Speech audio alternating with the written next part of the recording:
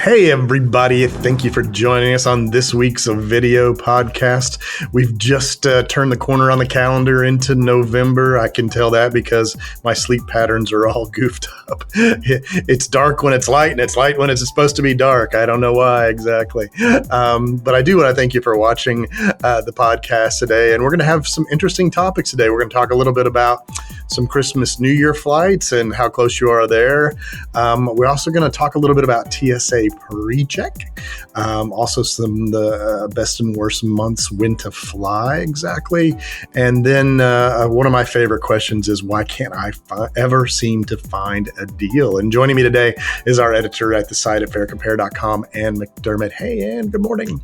Good morning. And Rick, you always have interesting topics. That's why I always say to people, you should watch all these podcasts. And yeah, no, I tend to run on a little bit. So I'm being told that I need to pare things down. I feel like I have the virtual hook, since I'm from Abbott and Costello days, as they pull me out of the video podcast. But well, let's go ahead and kick off and talk a little bit. I've been doing a lot of radio shows on Christmas and New Year's. And unfortunately, I did a few on Thanksgiving and told people that if they were listening to this or watching it on TV, that they should just turn it off and run to their computer and buy their Thanksgiving ticket. But, for Christmas, we do have a little bit of time. We're sitting here in early November. Time is running out, though. Add $3 or $4 to your virtual airline ticket every day you wait. Procrastination's never a good thing. But, when we talk about Christmas, which is really more Christmas for airlines, to be honest, because that's when they raise their prices. You're talking about the last 2 weeks in December and the first week in January, which also includes the New Year's holiday as well. So, above all things, Ann, we talk about this all the time, comparison shopping is your friend. You need to compare prices. You need to compare days. You need to compare airlines. You need to compare convenience. All those factors will completely change the way your family of 3 or 4, or even you by yourself, will pay for airline ticket prices. Well, and there are some days that are cheaper than others. Yeah, it's in this particular case, it's a little bit different than Thanksgiving because it rotates days of the week. This year, Christmas and New Year's on a Friday. That makes the day of the holiday almost always perennial, and this year the same, the actual cheapest. So that'd be the 25th and the 1st of January. And then you have the Tuesdays and Wednesdays around all those. So you got the 22nd and 23rd. You have the 29th and 30th as well. And then you have January 5th, which is a Tuesday as well. Those are going to be your next best options. And then, sort of last but not least is Christmas Eve. That's going to be your most expensive. And then returning, as far as those are concerned, is returning on Sunday is also going to be your most expensive. So stay with Tuesday, Wednesday, Monday.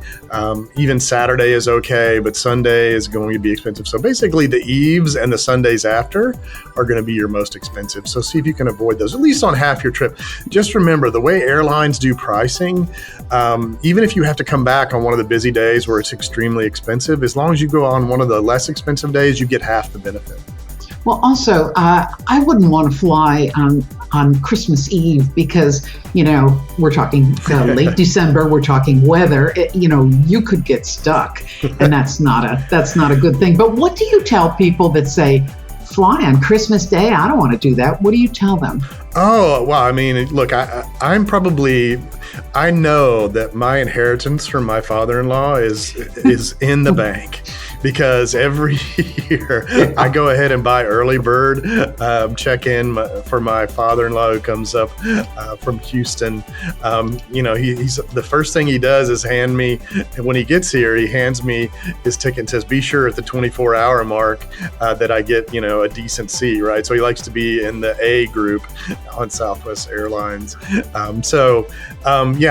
Look, flying on and he always flies on Thanksgiving Day. I've flown on December 25th before, for example.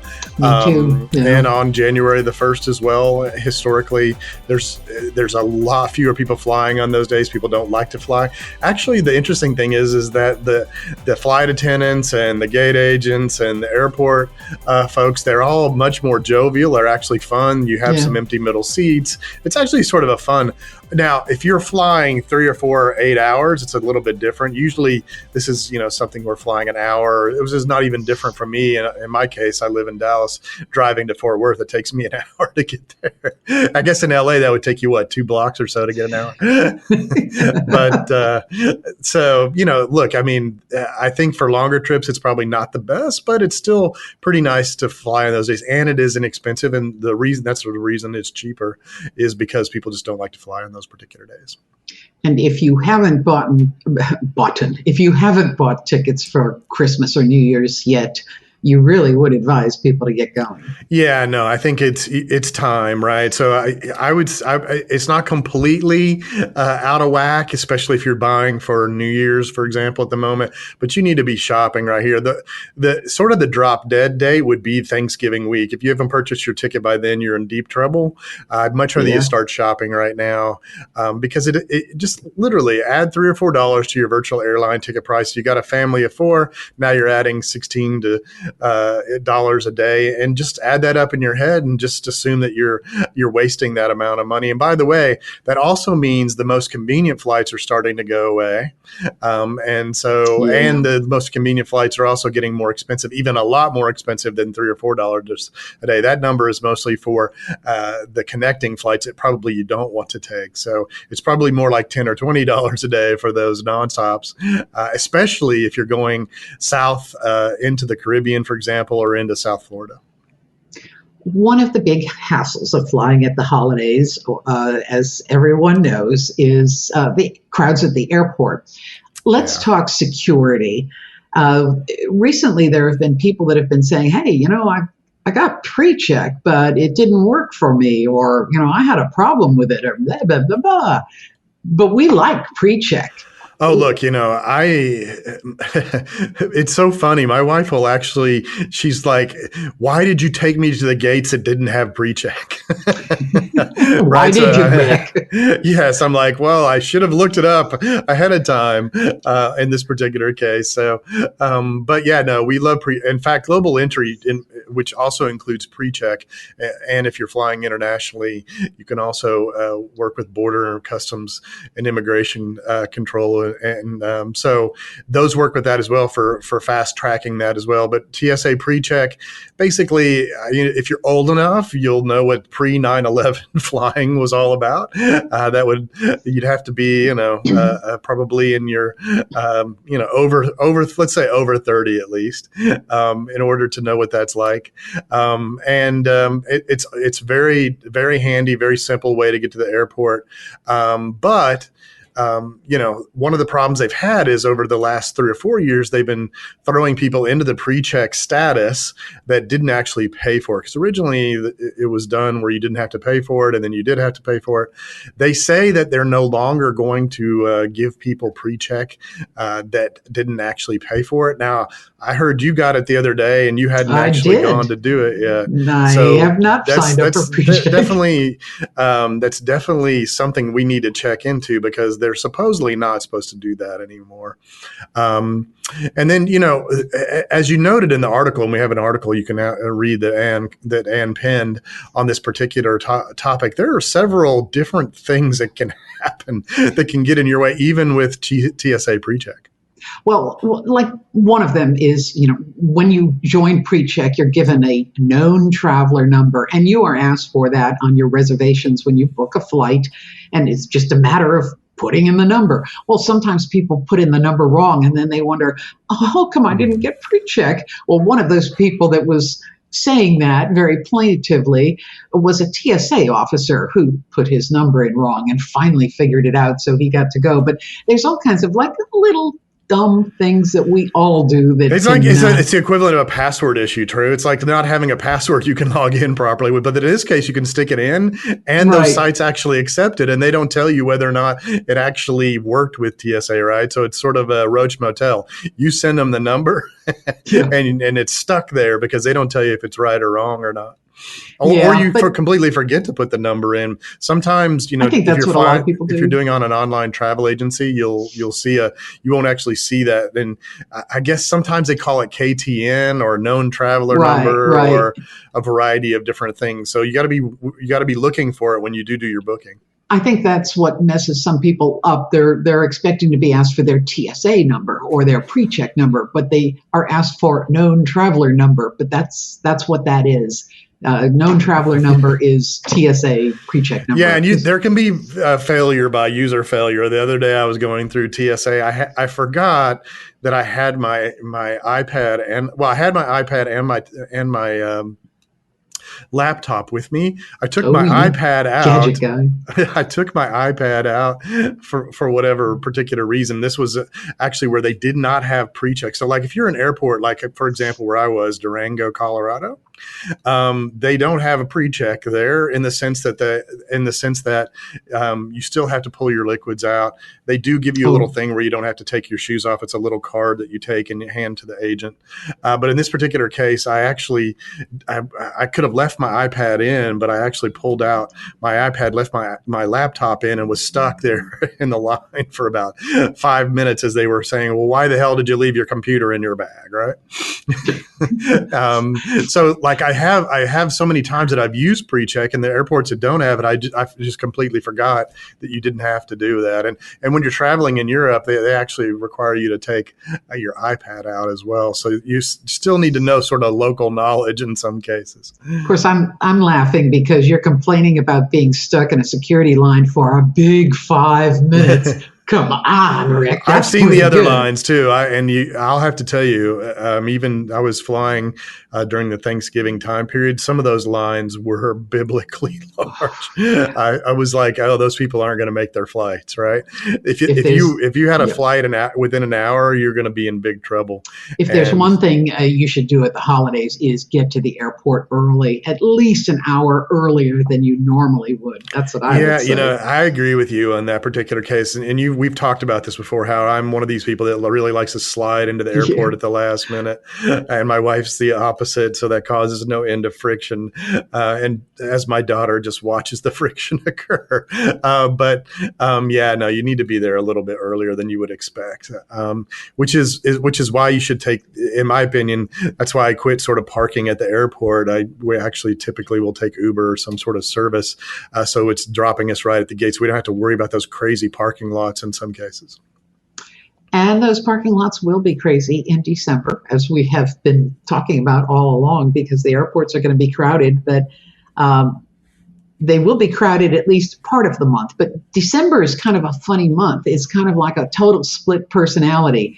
It's got cheap flights and horrible expensive flights. Yeah, one of the cheapest times a year to fly and one of the most expensive times a year to fly. The first couple weeks in December being the cheapest, the last couple weeks in December being the most expensive. And I know, we're sitting here in early November. Wow, if you want to take a trip during the first 2 weeks in December, there are some unbelievably good deals. I was doing a radio show with one of the guys because we sent him an email alert, and he said, "There's no way it's $49 each way from Phoenix to Houston," and he ended up buying a ticket for $98 round trip from Phoenix to Houston the other day. Of course, I think I can top this. I just saw a flight from Boston to Paris in the I think it was second week of December. Boston to Paris round trip for $560. That's unbelievable. Yeah. So, I mean, the average fuel surcharge on a normal flight to Europe is in the mid 400s. It's a drop slightly. It's like in the 440 range. But so you're basically paying the fuel surcharge. And the average taxes generally, if you're flying to Europe, especially if you're going through Heathrow, can be up to $180 round trip. So those are pretty awesome deals. Now, we do have a couple of low cost airlines flying to Europe that are new, fairly new anyway, Norwegian and WOW Air, both starting to fly some long haul routes over over the Atlantic. So that's actually causing some heartburn for the other airlines. They're not matching. Now, the interesting thing is American is says they're going to match Spirit next year with a sort of special section of the plane. The question is, if we start getting some of these low-cost transoceanic carriers, especially transatlantic ones, will that drop the price at all? Because those have been pretty high the last few years. They have. But yeah, that's really something. I mean, if you can go to Europe in the wintertime, it's a great time to go. Yes, it's going to be cold. I've done it yes, too. And Continental, back before merging with United, used to have a Thanksgiving and Christmas business class sale where you could actually get business class tickets for under $2,000 round trip. And my wife and I at least twice took that. And now I don't know if United is still doing that. We had to look on and see if they're still doing that business class deal. But certainly those are, and they were specifically targeted the days around Thanksgiving and Christmas. So certainly some cheap, even not only coach, but also some business class deals if you're interested in that as well. Now, we've been talking about a lot of different deals, but I'm sure you've heard this a million times. Yeah. I've heard this. People say, I know there's an airline sale. I saw the advertised specials. Why can't I find the deal? So why can't I mean, okay, so let's talk about that, right? So when you see an advertised special, $49, right? Now, I know everybody assumes that means, LA to New York is $49 if you happen to want to fly on that route because it says fare starting at $49. So that's one reason you can't find it is that they're going to give you the very cheapest price. Now, the other part of that is that you and probably, 10 or 20,000 of your friends are also watching that at the same time. And some of those are buying. And once they sell enough of those things sell out. Yeah, I think when we hear that an airline is having a sale and, the sale lasts for today and tomorrow, we assume that, or I think a lot of us assume that, through the course of these 2 days, they're going to have an endless supply of these sale seats, but they're finite. Yeah, they are. They're definitely finite. Now, the question is how, the government supposedly has truth in advertising rules, right? I am only aware of one or two audits that have occurred in the last decade and a half. I think the rule of thumb that's used by the Department of Transportation is if you actually put a price in a newspaper or in a commercial, TV commercial or whatnot, you have to have about at minimum 10% of the seats on an aircraft at that price. So if that gives you a little idea, that's 10%. The other 90% are clearly not going to get that price, right? And that's only if the airlines abide by that. And maybe, it's 13% on one aircraft and 7% on another. So you definitely, that's certainly one of the issues. I think a lot of people also assume that they can get that price, this coming weekend. And many of these airline tickets actually have, 21 advanced day purchase. Some of them even have 30-day advanced purchase. And I think a lot of people also assume that they can go any day they want, right? If you read the fine print on these tickets, a lot of them disallow the most popular days of travel. That would be, Mondays, Fridays, Sundays, for example. Right. In some cases, we even see Thursday blacked out in some cases. And also that means basically you're looking at that price only on Tuesdays, Wednesdays, sometimes Tuesday, Wednesdays, and Saturdays, depending on, what the rules look like. And, people think, you can, okay, I'm not going to fly at Thanksgiving on this sale fare, obviously, but surely I can fly this day and this day. But so many of them in recent years are Tuesday, Wednesday flights only. But if you can be agile enough to move your itinerary around, you really what that agility means too. You have to be a good negotiator with your significant other. So it's like, hey, on a Tuesday, it's I'll gladly pay you Thursday for a hamburger on Tuesday. Okay, wimpy. So you have to negotiate these things. And even if you do it on half your trip, you'll still make those savings. You can use half a sale fare and half of a non-sale fare and that's the way airline pricing works today, at least domestic pricing. And one last thing I'd like to add is don't forget to factor in fees because you may see, this super duper fare and skip. You see the second airline is like $20 more and you think, I'm not going to pay that $20 more. But that first airline is going to charge you like a whole lot of money for Right. your baggage. Yeah, and I hear a lot of complaining about Spirit Airlines, and one of the problems is that if you don't know how Spirit works, which means it's cheaper price typically for the ticket, not all the time, by the way, but they have a bunch of fees, and those fees are much more expensive if you end up paying them at the airport than if you prepay them, right? So you have to know the model of those ultra low cost airlines. Frontier's taking on that model more recently. Allegiant, if you happen to be in one of the smaller cities that Allegiant services. So just know what the fees are, and and we've talked about this before. Over close to $7 billion in bag fees and change fees. So remember, those tickets are non-refundable, and for the most part, a $200 change fee. Now, Southwest would be the notable exception there. Let's take some questions from FareCompare fans. Let's do that. Tina from New York City has a good one. Which credit card carriers offer the best miles programs? Thank you. Yeah, Tina. I'm a huge hobbyist when it comes to using frequent flyer miles, using credit card programs, using hotel programs, for example. So this is one of my hobbies. Now, I don't write a lot about it because it's something really you have to follow every day. There are some great sites out there that talk about that. So I'll tell you what I particularly think one should do. If you are a frequent flyer on a particular airline, that means you really need to be flying at least 3 to 4 times a year on that airline. It behooves you to get their branded credit card, right? Because there's all sorts of perks that come with that branded credit card. Many of them give you sort of mini elite status. So they waive bag fees in some case. They give you earlier boarding groups and whatnot. They give you double, triple, quadruple, depending on which one, miles for if you actually buy your ticket. And so, what I like to talk about is what is a credit card point worth, or what is a mile worth. There's some great sites out there. Historically, Flyer Talk's been a great site if you're a hobbyist. There's also is good. Mile Point. The Points Guy is somebody that I read periodically. Nerd Wallet always has a bunch of comparisons. Has stuff. So look, there's stuff in there that you can go out if you're a hobbyist in this particular area. But I personally have a branded airline credit card, and I also have a branded hotel credit card. So I think it's really good to have a branded hotel credit card as well. In my case, I have one that I can actually transfer miles to several different airlines if I want to, which I think is a huge benefit. And in my case, it actually transfers at a bonus. So even if you don't use it for hotel stuff, it actually, in my case, is better on my airline for the branded hotel credit card. So look, these branded ones, they pay billions of dollars to the airline or the hotel to be their branded program, and it's part of their marketing programs.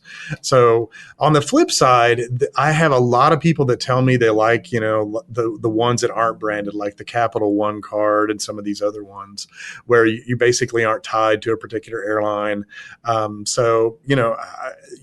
really have to study up on this. In my case, I've been doing this a long time, and I think having the branded credit card, if you're a frequent flyer, is best. And if you're not a frequent flyer, just get a 2% back card and use that 2% on your next trip. Okay, Lisa from Tucson says, my husband and I are planning a trip to Spain this June. Our son is over there, and he's going to return with us. So to get him on the same flight as ours, my earpiece is falling out. I'm sorry, Lisa. To get him on the same flight as ours is a one-way ticket. She asked, is that going to cost the same as the round-trip flight? Or I guess she's saying, should we reconsider flying him back on a different airline? Unfortunately, she doesn't say what airline she's flying on. And they are looking at flying towards the end of March, very early April. Right. I didn't say, I don't think, did you say what city that they were leaving from? Oh, no. Tucson. Yeah. So in the case of Tucson, Tucson has you're typically going to connect, depending on which airline, one of the three mega airlines. You're going to either connect in Dallas if you're taking American, you're going to connect in Denver if you're taking United. And in the case of Delta, you probably would connect. I doubt you would connect in Salt Lake City. Maybe I'd have to check that anyway. But either way, you're looking at either a 2, maybe a 3-stop itinerary, depending on what part of Spain you're going into. Now, Madrid and Barcelona would be the two most popular cities. I'm not sure. They didn't say exactly where in Spain. I don't think I heard you say which city. Yeah. So, okay. So a couple different things. First of all, when you should shop for this particular ticket. It's in June. You want to start shopping about 5 months ahead of time. That means you're going to wait until 2016 to start to shop for that ticket. But it could be as early as March 17th, she said. Yeah, so if she decides March, then she could actually be shopping for early March. Now, June is high season, so March would be a better time. You have price breaks up until sort of mid-March, and you have one in mid-May. Then the summertime rates kick in. So March 17th is right at that sort of break point. So depending on which airline, so some person's going to fly cheaper one day in that second or third week in March than another person. So you need to really fly one day earlier if you can. I think I'll have to check and see if March 17th is a magic day or not. But it's very close to the magic day of when they switch to spring rates from winter rates, right? On the flip side, this happens all the time, right? I want a one-way ticket. I'm going to fly over to Europe and take a cruise back, or, I'm cruising over to Europe and I want to fly back. Or in this case, I'm bringing somebody back that's been there, my son that's been there for a long time. Airlines do not file inexpensive one-way tickets. Now, some of these cheap airlines we talked about in some other parts of the podcast, like WOW and Norwegian do, they just don't file them. So like the cheapest one-way ticket might be in coach might be $2,500, for example. And the round trip ticket is going to be, let's say $1,200 or $1,300, right?